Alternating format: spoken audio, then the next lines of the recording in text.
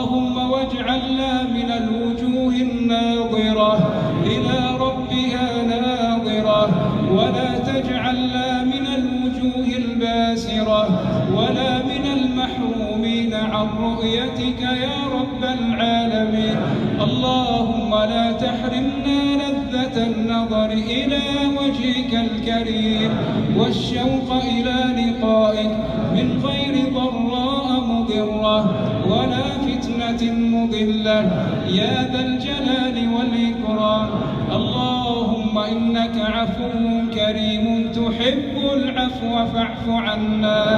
اللهم اعف عنا، اللهم اعف عنا واغفر لنا وارحمنا وعافنا واعف عنا وبيض وجوهنا ويمن كتابنا ويسر حسابنا واشرح صدورنا وأحسن خاتمتنا ونور قبورنا